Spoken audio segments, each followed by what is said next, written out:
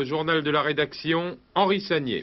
Bonsoir et bienvenue sur le plateau d'Antenne 2. La guerre du Golfe, plus que jamais à la une de l'actualité. L'état-major irakien parle d'hécatombe, plusieurs mines, plusieurs dizaines découvertes au large de Dubaï. Ce soir, grâce à une équipe d'Antenne 2, nous embarquerons sur les unités françaises qui patrouillent en mer d'Oman. Bonsoir et merci d'être avec nous.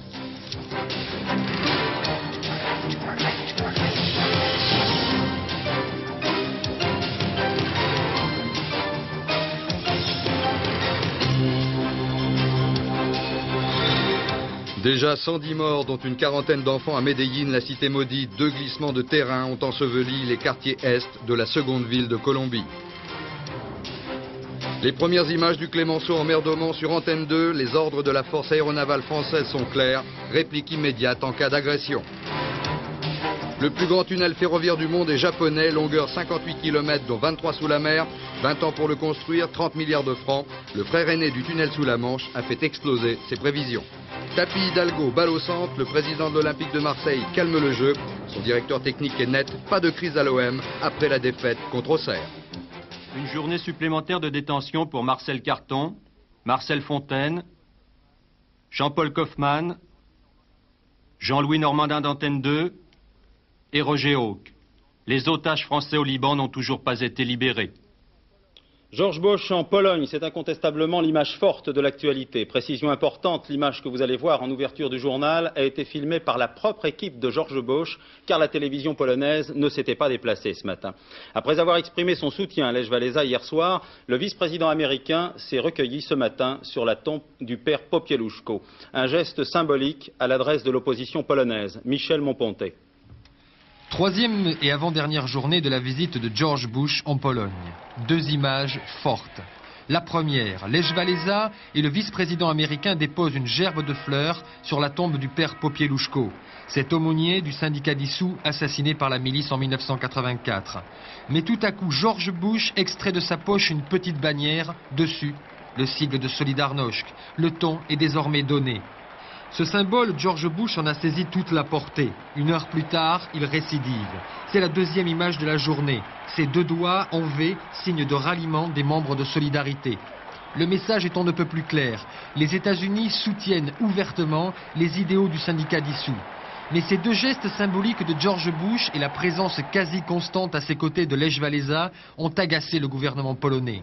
Mais celui-ci a reçu dimanche, par la voix de George Bush, la promesse d'une aide économique américaine, aide qui s'accompagnera impérativement, selon Washington, de la libération de tous les prisonniers politiques polonais. La dette polonaise s'élève à 240 milliards de francs, un chiffre qui pourrait bien être le prix de la démocratisation à la polonaise. L'actualité, c'est aussi le choc des images que vous allez voir et qui nous arrivent de Colombie, où un glissement de terrain aurait fait plus de 120 morts ce week-end. Catastrophe et fatalité, la ville de Medellín, qui est située à 150 km de Bogota, a été secouée par un 2e glissement de terrain ce matin. Une fois encore, le malheur venu d'une coulée de boue a frappé l'un des quartiers pauvres d'une ville de Colombie, la ville de Medellín, la 2e du pays. En quelques secondes, des tonnes de boue mêlées à des rochers qui se sont abattus sur le quartier misérable de Villatina, où ces maisons sont faites de vieux pneus, de tôles et de cartons goudronnés. Par endroits, la couche de boue atteint plus de 3 mètres. Pour cette raison, le bilan des victimes n'est que provisoire. 103 morts et 500 disparus, dont la plupart resteront à tout jamais enfouis dans leur linceul de boue. Les secours sont rendus très difficiles par la configuration du terrain. Des hommes et des femmes, proches ou amis des morts et disparus, erraient dans un paysage lunaire. 1 millier de personnes vivaient dans ce quartier dépourvu d'eau et d'égouts. De nombreux enfants qui assistaient à une fête donnée à leur intention ont été ensevelis sous ce pan de montagne. Ces enfants étaient en train de célébrer leur communion en famille.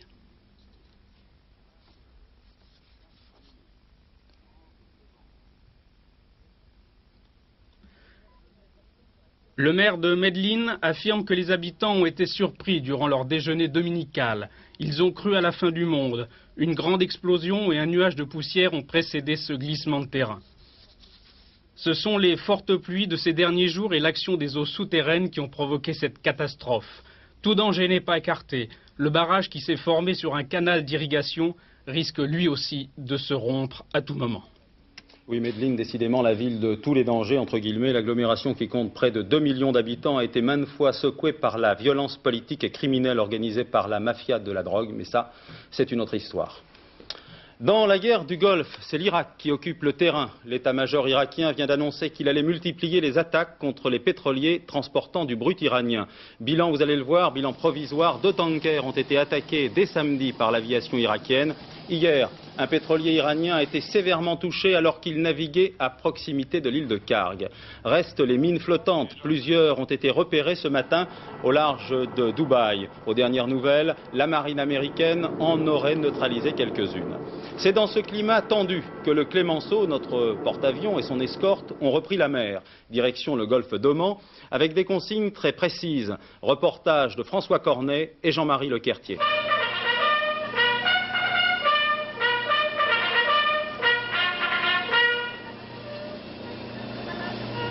Lever des couleurs au petit jour dans le port de Djibouti, base arrière des navires de guerre français de l'opération Prométhée en mer d'Oman et dans le golfe Persique.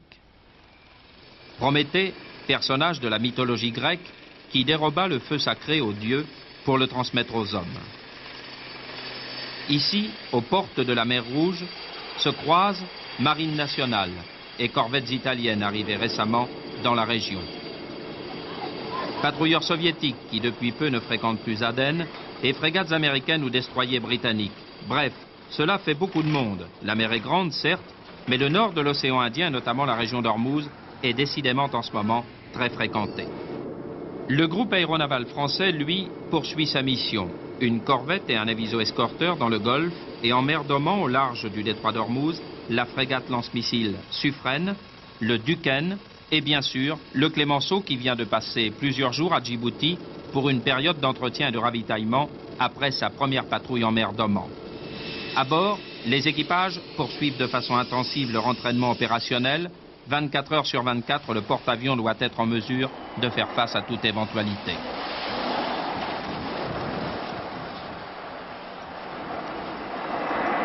Après une période de 42 jours à la mer depuis son départ de Toulon en juillet dernier, le porte-avions repart maintenant vers une nouvelle patrouille opérationnelle d'une trentaine de jours. La mission reste la même, présence et dissuasion au large du golfe Persique.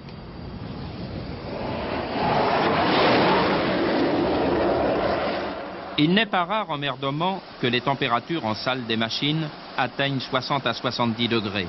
Il faut malgré tout tenir et durer, ce sont les ordres. La France ne dispose actuellement que d'un seul porte-avions opérationnel. Le Foch est en refonte à Toulon et le gouvernement a décidé de maintenir sur zone cette unité opérationnelle qui s'apprête à rester ici longtemps. Amiral, avec tous ces moyens, avec tous ces avions, si une vedette iranienne, si une unité iranienne vous attaque ou vous cherche des ennuis, que faites-vous? Eh bien, nous ne sommes pas en guerre avec l'Iran et je doute que devant la puissance que nous représentons, les Iraniens chercheront à nous attaquer. S'ils le font, conformément aux ordres que le gouvernement me donnera, je ferai ce qu'il est nécessaire de faire. Mais que redoutez-vous le plus? Les avions, les vedettes, les unités, les commandos iraniens? Ni les uns ni les autres. Il est possible que ce groupe aéronaval en mer d'Oman, comme les bâtiments patrouillant dans le Golfe, n'ait jamais à répondre à une agression. Mais une chose est certaine, s'il devait un jour être confronté à cette situation, il répliquerait. En Iran, la guerre des clans s'intensifie. Radio Téhéran a annoncé aujourd'hui l'exécution de Mehdi Hachemi, un proche de l'ayatollah Montazeri, homme clé de l'aide au mouvement extrémiste musulman. Hachemi était en lutte ouverte, semble-t-il, avec le président du Parlement iranien. Retour en France avec un mini-remaniement ministériel, remaniement qui est officiel depuis un peu plus d'une heure. Dans l'entourage du Premier ministre Jacques Chirac, on parle de remaniement technique. Avec Henri Elie, étudions les différents mouvements et les nouvelles attributions. Le gaulliste Camille Cabanas, 57 ans, qui a déjà en charge la réforme administrative auprès du Premier ministre, tout en préservant ce poste, se voit confier également celui des rapatriés. Énarque sans être bachelier, cet ancien secrétaire général de la ville de Paris est l'homme à tout faire, dit-on, de Jacques Chirac. Certains ajoutent qu'il en serait même l'ange gardien. André Santini, 47 ans, le maire UDF d'Issy-les-Moulineaux, jusqu'alors secrétaire d'État aux rapatriés, devient ministre délégué auprès du ministre de la Culture et de la Communication. Il a désormais la charge de cette dernière attribution. Surnommé le Pasqua de l'UDF, il est l'un des deux auteurs avec Jean-Pierre Bloch du livre présenté en janvier 86 comme explosif, La sécurité, enjeu public numéro 1.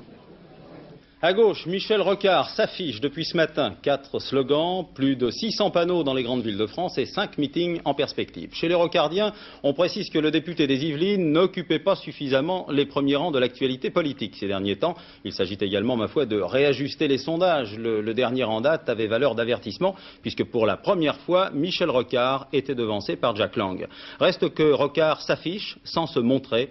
Explication de Laurent Boussier. On peut presque passer à côté sans les voir, il faut s'arrêter pour les lire entièrement. Décidément, les 4 slogans signés Michel Rocard qui s'affichent sur les murs des plus grandes villes de France ne correspondent pas aux critères habituels de la publicité politique. Volonté de se démarquer ou stratégie médiatique, le candidat Rocard continue à cultiver sa différence. L'objectif pour l'instant n'est pas de réussir un coup publicitaire, il est de réussir la création d'une attente. Et Rocard veut derrière cela émettre un certain nombre de propositions qui porteront sur l'emploi, qui porteront sur la formation, qui porteront sur la sécurité et qui à chaque fois s'efforceront de traiter le problème en vrai et sur une période de 7 ans. Pas de coup publicitaire donc, mais des affiches sobres et sans photos qu'il est nécessaire de déchiffrer. Michel Rocard avait un problème de communication extrêmement difficile. Faire parler de lui sans faire de vagues. Pour faire parler de lui sans faire de vagues, Michel Rocard a choisi la brasse coulée. C'est-à-dire, surtout, parler tellement faiblement qu'on ne comprenne pas ce qu'il veut dire. C'est d'une originalité totale. Il fallait effectivement être très prudent vis-à-vis d'oncle François, vis-à-vis du parrain du PS. Et pour être prudent, on peut dire qu'il a fait un grand pas, un très grand pas. J'espère que c'est un pas en avant. Et le parler vrai, c'est pas forcément l'ennui, la grisaille et le noir et blanc. Cette affiche restera pas dans les annales, elle est plutôt décevante et c'est plutôt un tract grand format. On attendait de Rocard plutôt une émotion, un sentiment. Mais il y a plus grave, c'est le fond. Il faut que Rocard sorte de l'ambiguïté. C'est comme si on faisait une campagne de publicité pour un produit dont on ne sait pas s'il sera sur le marché en avril prochain. Eh bien, il faut que Michel Rocard dise si oui ou non il sera candidat aux élections présidentielles et jusqu'au bout. C'est ça le vrai problème. Au Parti socialiste, cette campagne est accueillie avec calme. Lionel Jospin a même estimé que l'influence de ces affiches ne durerait qu'environ 8 jours. Pendant ce temps-là, à Strasbourg, François Mitterrand, le chef de l'État, prononçait un vibrant plaidoyer en faveur de la démocratie parlementaire. Il faut, a dit le chef de l'État, trouver un équilibre entre le pouvoir du Parlement et celui du pouvoir exécutif. Autre thème de réflexion, le vote des étrangers et les médias. Bernard Pradino. Devant 400 parlementaires du monde entier, M. Mitterrand évoque la nécessité du pluralisme de l'information. Il faut que le pluralisme l'emporte sur le conformisme, sur le pouvoir politique ou sur le pouvoir de l'argent, que le pluralisme l'emporte. Je suis de ceux qui pensent que le pluralisme est impossible sans institution particulière, capable d'échapper aux 2 pouvoirs que je viens de citer.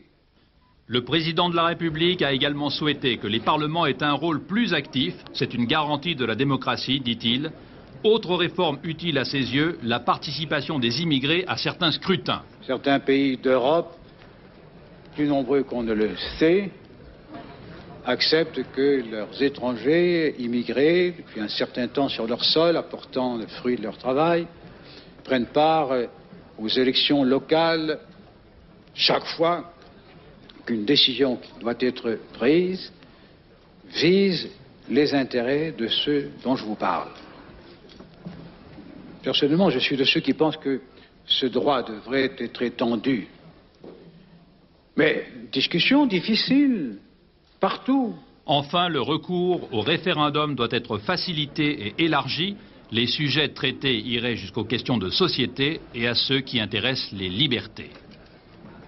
Après Strasbourg, dans l'Est de la France, François Mitterrand sera demain dans le Sud-Ouest pour inaugurer le 4e Salon international des techniques et énergies du futur. Le CITEF, c'est son nom, est un véritable hypermarché mondial de l'innovation. Brigitte Simonetta. Imaginez, vous êtes passager d'Hermès et vous avez à portée de la main toutes les technologies du futur. Il est donc normal que le programme spatial européen soit au centre du CITEF 1987. Mais l'important pour nous est de préparer cet avenir dans tous les gestes de notre vie quotidienne. Déjà, les satellites nous permettent de communiquer et d'échanger les informations. Demain, nous recevrons toutes les chaînes de télévision dans toutes les langues. Dans quelques années au bureau, on aura oublié ce que papier et stylo veulent dire. Le courrier sera dicté sur magnétophone et de l'ordinateur au polycopieur, en passant par le Minitel, tous les intermédiaires seront supprimés. Même chose au niveau de la fabrication. Cette caméra laser enregistre en 3 dimensions l'objet que l'on souhaite reproduire. L'ordinateur traite les informations, les livre directement à l'usine et commande la production. Notre procédé a 2 avantages. Un avantage technique, puisqu'on sait faire ces duplications de façon très rapide sans toucher l'objet. Et un deuxième avantage économique, puisque les duplications que nous allons réaliser seront beaucoup moins onéreuses que par les techniques habituelles. Gain de temps et d'argent également avec ce nouveau compteur EDF relié à un boîtier extérieur. Dans quelques années, le releveur ne vous dérangera plus. Le comptage s'effectuera sur le palier ou à la porte d'entrée. Dans ce salon des technologies du futur qui ouvrira officiellement ses portes demain, il est à noter que les exposants étrangers sont de plus en plus nombreux. La concurrence internationale se fait pressante. Et si Toulouse organise un tel salon depuis 4 ans, ça n'est pas par hasard. Elle se veut technopole du futur et au premier plan de ce qui sera demain le paysage européen. C'est pourquoi 4 lignes aériennes viennent d'être créées. Toulouse tente de concurrencer Barcelone et jette les bases de sa participation européenne en se reliant à Bruxelles, Amsterdam et Francfort. Oui, le problème, c'est que la haute technologie n'est pas simplement, malheureusement, l'apanage des Français. Regardez bien ces images. Les Japonais ont inauguré aujourd'hui le plus long tunnel du monde. 58 km, dont 23 sous la mer. C'est le record mondial absolu. De quoi faire réfléchir les ingénieurs français et britanniques à quelques années de l'ouverture du tunnel sous la Manche. Ce tunnel japonais, nous avons eu la chance de le visiter avec une équipe il y a quelques semaines. Chantier impressionnant, 6000 hommes au travail. Certains sont sur le chantier, tenez-vous bien, depuis 20 ans. Reportage de Patrick Boité et Pascal Pueyo.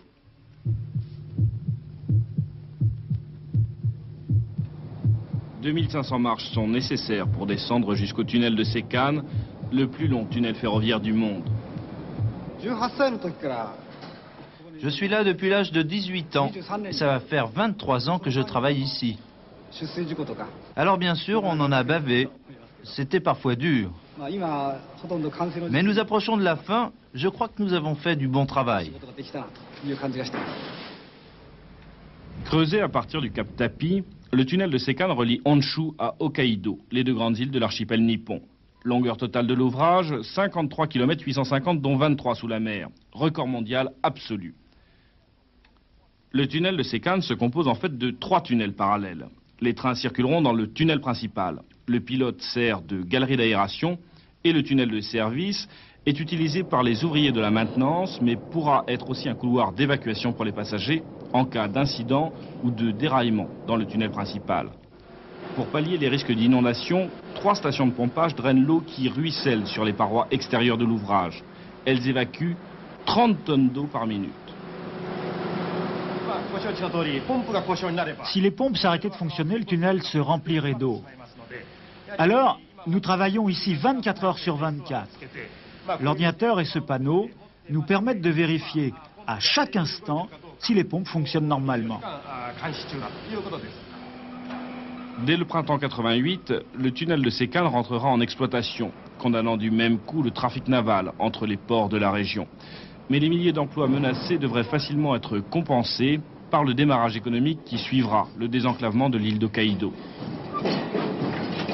La mise en service définitive du tunnel de Sécane devrait se faire au printemps prochain pour les trains conventionnels. Mais l'avenir est déjà prévu. Sur les marques que vous voyez ici seront posés les rails du futur Shinkansen, le TGV japonais. Quand il rentrera en service, Tokyo ne sera plus qu'à 5h40 de Sapporo contre 14h aujourd'hui. Fabuleuse réussite technique, l'histoire du tunnel de Sécane fait pourtant réfléchir. Au moment où la France et la Grande-Bretagne se lancent dans la construction du tunnel sous la Manche, sur une distance pratiquement équivalente. À nous maintenant de ne pas décevoir. Dans quelques instants, nous appellerons Philippe Sassier à Washington. Philippe, qui suit la réunion du FMI, le Fonds monétaire international, nous dira notamment que M. Balladur, notre ministre des Finances, vient d'être sacré ministre des Finances de l'année 87.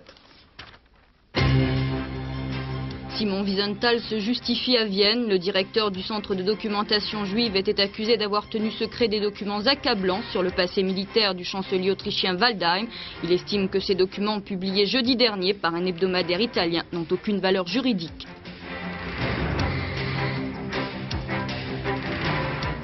Les inondations au Bangladesh déclenchent une vague d'épidémie. Plus de 900 personnes sont mortes de dysenterie et de diarrhée. Ces inondations provoquées par la mousson sont les plus importantes depuis 40 ans. Elles ont fait près de 1400 morts. Le président du Mozambique, Joaquim Chissano, est arrivé ce matin à Paris. Il doit rencontrer François Mitterrand et Jacques Chirac. Il réclame l'aide économique et militaire de la France. Confronté à la famine et à l'opposition armée de la Renamo, son pays est l'un des plus pauvres du monde. Édouard Balladur, sacré ministre des Finances de l'année 87. C'est une revue anglo-saxonne très réputée et très sérieuse dans les milieux financiers qui confirme l'information aujourd'hui à Washington. Monsieur Balladur a appris la nouvelle alors qu'il dialoguait avec les ministres des Finances des 10 pays les plus riches du monde. Une réunion qui est en quelque sorte la grand-messe des argentiers. Philippe Sassier. Et la cathédrale où se tient cette grand-messe à laquelle assistent évêques et diacres, c'est-à-dire ministres et banquiers venus de 150 pays, c'est le Sheraton de Washington où pendant une semaine, réunions, rendez-vous, discours, cocktails se succèdent.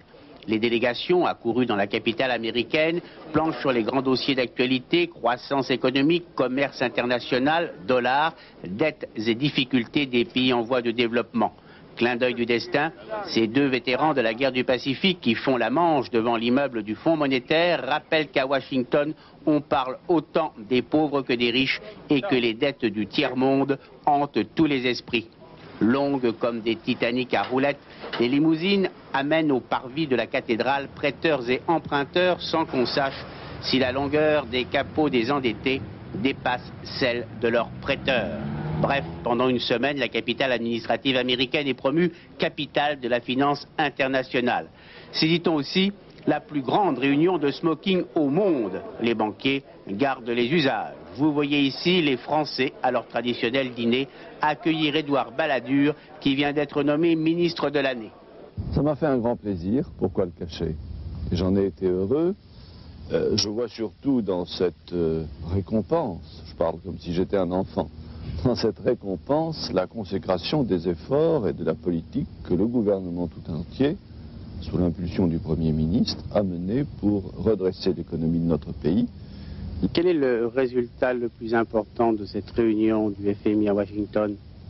C'est essentiellement la reconnaissance de la valeur des accords du Louvre, signés en février dernier à Paris à l'initiative de la France, et qui permettent d'avoir entre les grandes monnaies du monde, le dollar, le yen, le mark, le franc français, la livre sterling, des relations plus stables. Eh bien, nous avons constaté que ça avait bien fonctionné, que ça avait bien marché, et nous avons pris les mesures nécessaires, les engagements de politique économique pour que cela continue à bien marcher, à bien fonctionner. Je suis très confiant. Ce matin, le dollar réagissait bien sur les marchés aux accords du week-end, confirmant ceux du Louvre, un petit pas supplémentaire vers une meilleure coordination internationale. Sans transition, ça serait trop difficile. Le football, il y a du rififi sur la Canebière à Marseille. Depuis que les Marseillais, l'OM, se sont fait battre sur leur terrain par Auxerre, c'est un peu la panique. Colère des supporters au stade Vélodrome, coup de sang de Bernard Tapie et des joueurs qui s'interrogent, on le comprend. Aujourd'hui, la tension est plus ou moins retombée. Il faut dire que Tapie et Hidalgo ont tout fait pour temporiser. À Marseille, enquête de Roland Sicard. Pour préparer leur prochain match de Coupe d'Europe contre Leipzig, les Marseillais voulaient faire le point entre eux, à l'abri des regards indiscrets. C'est raté. Ils ont eu beau faire retraite à Digne, en pleine montagne, la presse et les supporters les ont retrouvés. En fait, si du côté de l'OM on cherche maintenant à s'isoler, c'est qu'il est grand temps de remettre de l'ordre dans la maison. Bernard Tapie a fait le déplacement en personne, il s'est entretenu avec Michel Hidalgo. Résultat, le soi-disant différend qui opposait les deux hommes était une invention des journalistes, personne ne perdra sa place. Et si l'on a parlé de crise, c'est uniquement parce que c'est Marseille. C'est pas parce qu'il y a une fois dans la saison un match perdu à domicile que la Terre s'arrête de tourner. Hein. Vous savez ce qui vient de se passer au FC Barcelone là? Ils ont perdu 3 matchs sur 4. Il n'y a pas eu l'émeute, le stade n'a pas été brûlé, il ne s'est rien passé. Bien sûr, Marseille n'est pas la seule équipe à perdre, seulement le bilan est là. L'OM se retrouve 14e du championnat de France, malgré les vedettes achetées à prix d'or pendant l'intersaison. La valeur de certains joueurs avait d'ailleurs été remise en cause, mais aujourd'hui tout a changé, les stars ont droit à une nouvelle chance. Nous espérons qu'ils retrouveront toutes leurs qualités, que ces joueurs-là vont enfin s'extérioriser. Il y a eu certaines conditions, c'est vrai qu'il y a des lacunes, des faiblesses, on ne se met pas la main devant les yeux, mais on met un peu plus de temps pour juger un joueur. Un peu plus de temps, en fait c'est dès mercredi prochain en Coupe d'Europe contre Leipzig que l'OM devra se racheter. Le public marseillais ne pardonnerait pas un nouvel échec. Tapi et Hidalgo en sont d'ailleurs bien conscients et ils sont décidés à donner l'exemple. La météo, José, on grelotte, mais il paraît que c'est tonique. Mais oui, c'est tonique au petit matin, comme ça, cette fraîcheur, non? Vous ne trouvez pas? Oui, sur le soir, c'est pas évident. Moi, je trouve pas ça désagréable. Écoutez plutôt, demain, donc, un ciel bleu, un petit peu de vent, mais des températures un peu fraîches. 3 à 6 degrés, pas davantage sur la moitié nord demain. Tout ça parce que le ciel est dégagé. Nous allons en avoir la preuve tout de suite sur notre animation satellite. Voici donc un ciel dégagé sur la France, quelques nuages, quelques passages nuageux sur l'extrême nord, mais c'est tout. Un anticyclone s'est installé sur les îles britanniques et a l'air d'être décidé à rester quelques jours, 2 jours encore. Voici donc le résultat sur la carte du temps qu'il fera à la mi-journée. Des nuages se promèneront sur la Normandie, sur le bassin parisien, sur le nord et sur la Lorraine. Partout ailleurs, après la dissipation des brouillards qui seront particulièrement abondants sur le sud-ouest, sur le massif central et sur la Bourgogne, eh bien, place au soleil, un ciel dégagé, aidé par des vents de nord-ouest.